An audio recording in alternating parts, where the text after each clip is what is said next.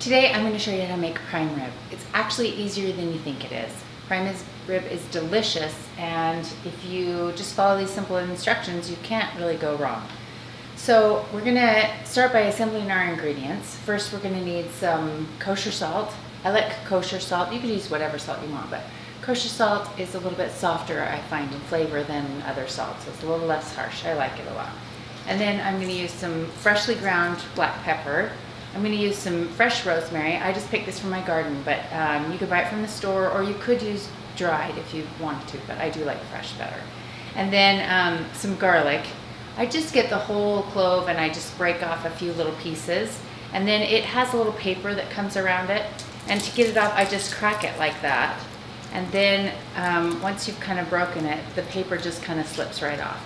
You can whack it and then the paper kind of comes off, but I always wind up pushing it too hard, and then it's paper everywhere and it's kind of a mess. So I just kind of crack it off and it comes right off. I also like to use a garlic press simply because I hate the smell of garlic on my hands. It's in the shower the next day and it's just nasty. So I use a garlic press. I just put the clove of garlic in there and then I push down and it comes right out. And in a pinch you can even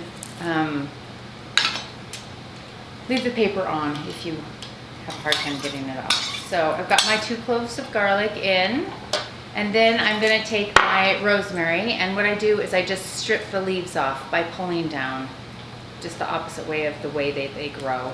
And then towards the end I just break them off. So just pull down, and then if they're on the ends I just break them off. So I just get rid of the big wood pieces, I don't want those. And then I'm just going to give it a rough chop and add it to my bowl. Just going to put all the ingredients there and kind of make a little paste, and then I'll rub it across our prime rib.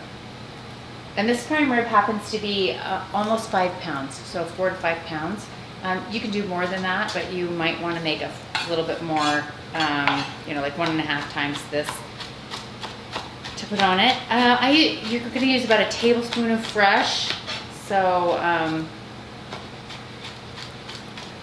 you'll need, if you use dried, half of that. So a teaspoon and a half is what you would use if you used dried.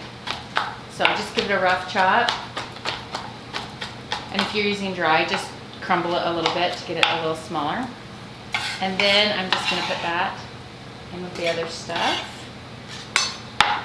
I'm going to use about a teaspoon and a little of kosher salt and about a teaspoon of freshly ground pepper. Alright, there you go on that. Okay. Then we're just going to mix that together and then put it on top of our prime rib. This prime rib has the bone. You really want to leave the bone on. It adds so much flavor. So my butcher has taken it and carved the bone off with a knife and then tied it together so that it cooks with it on. You can see right here, you can see where he's carved that bone off the bottom. That way it makes it easier when I'm carving. I don't have to wrestle with it to get that bone off, but then I can have all of the flavor of cooking it with the bone. So just take a spoon, mush that together into a little paste, and then we're just gonna smear it all over. And that's as easy as it is. Cooking it, I think, is the trick, and I think the secret to that is a probe. If you don't have an oven probe, you can use an instant read thermometer, but if your oven is capable of having a probe and you just can't find it, go to an appliance store and have them order you one, because they are really helpful to know, because you can see where the temperature is as it's going on, and then you'll know when you can put your other things in. So I just kind of press this over it. You can see on all sides, on the top and on the front. I like it on the front. That's the best piece of meat for me because it has the most flavor right on it.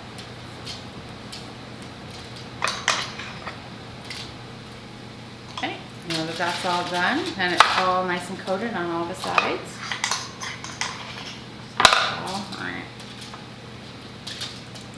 Now I know I went to all that trouble to do a garlic press, and then I just use my hands for the garlic on. But if you rub your hands under cold water on stainless steel, so either your sink or a knife, or they even make little bars that are stainless steel that will take that garlic smell off of your hands. But you do have to do it right away, otherwise it's still going to smell.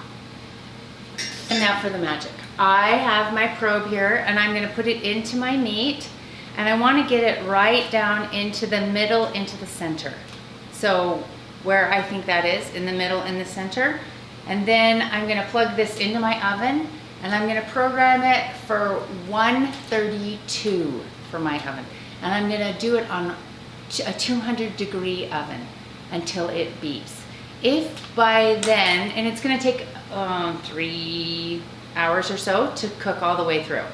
But because it's so slow, it's going to be pink all the way through. It takes a long time, but it's totally worth it, and it's going to be juicy and moist. The other thing about that, if you want it a little bit more brown, right after you get it maybe 125, then turn the oven up to 500 and just, or broil and just sear the top of that. So, and also it's nice if you can cook it on convection roast. That way, if you have that setting on your oven, it gives you a little bit more heat from the top, and you're going to get that caramelization that you're looking for. So we'll see you in a few hours.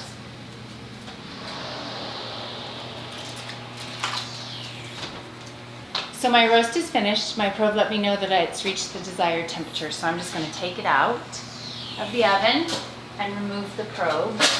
I did use the convection roast mode, and this is how it turns out. It's gorgeous, and I don't need to add any extra heat to it. It's perfectly seared. And then you want to let this rest for about 10 minutes. And I'll show you how easy it is to take this bone off. Just clip the strings, and that bone on the bottom just falls right off. Then you can pull these strings off like that. There's another one. There we go. Just go ahead and move that. Look how beautiful that looks. So now I'm going to cut this and show you what it looks like now that it's rested for 10 minutes.